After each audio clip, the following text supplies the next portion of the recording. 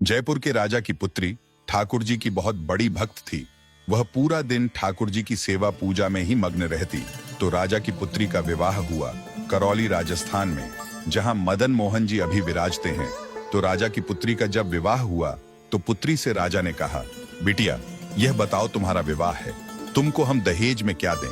वैसे तो हमने सब दिया, लेकिन फिर भी तुम्हारी कोई इच्छा हो तो मांगो।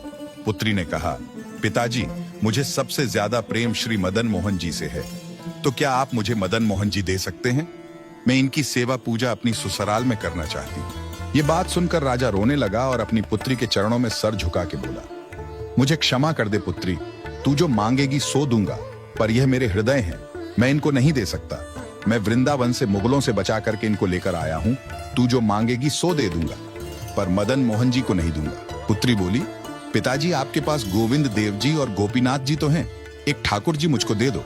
पर राजा ने अपनी पुत्री की बात नहीं सुनी और पुत्री की जिद हो गई कि मुझे तो मदन मोहन जी ही चाहिए, नहीं तो मैं विदा नहीं होंगी। राजा की पत्नी ने भी कहा, पुत्री इतना कह रही है तो आप दे दीजिए ना। तो राजा ने एक प्रस्ताव रखा। राजा बोला, अच्छा पुत्री एक काम करते हैं, मैं तेरी आंख पर पट्टी बांध करके मदन मोहन जी जैसे 7 स्वरूप तेरे सामने खड़ा करूंगा, जिनमें से 6 स्वरूप जो होंगे वह मैं बनवाऊंगा और 1 स्वरूप वास्तविक मदन मोहन जी होंगे। अगर तूने असली मदन मोहन जी को पहचान लिया तो मैं यह मान जाऊंगा कि तू नहीं, ठाकुर जी ही तेरे संग जाना चाहते हैं। तो राजकुमारी बोली, ठीक है। राजा ने कारीगरों को बुलवाया और मदन मोहन जी जैसे 6 स्वरूप बनवाए और सभी का एक जैसा श्रृंगार किया। पुत्री की आंख पर पट्टी बांधी और कहा कि अगर तू असली मदन मोहन जी पहचान लेगी तो मैं ठाकुर जी को तेरे संग भेज दूंगा। उसने हाँ तो बोल दिया, लेकिन वह कांपने लगी, घबराने लगी।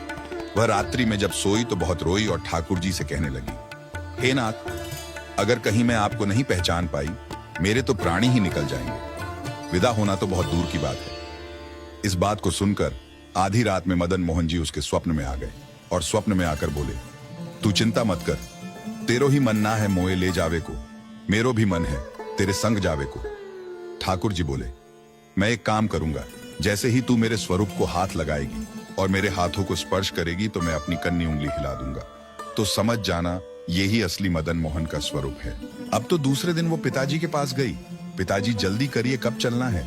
तो पिताजी बोले, बिटिया तू भी क्या याद रखेगी, मैंने ऐसे स्वरूप बनवाए हैं कि कोई बता ही नहीं सकता कि असली मदन मोहन कौन से हैं। पुत्री की आंख पर पट्टी बांधी गई और कहा, जाओ और ढूंढ लो असली मदन मोहन जी को।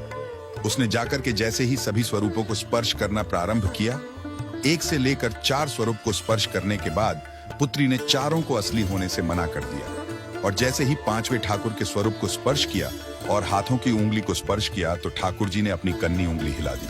और जैसे ही कन्नी उंगली हिलाई तो पुत्री बोली, पिताजी यही है मदन मोहन जी।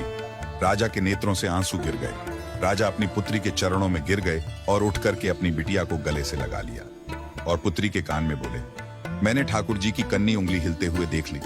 मुझे यह बात पता चल गई है कि तेरी ही जिद नहीं है इनको ले जाने की, इनकी भी जिद है तेरे संग जाने की। और महाराज गाजे बाजे रथ में विराजमान होकर श्री मदन मोहन लाल जी करौली राजस्थान को प्रस्थान कर गए।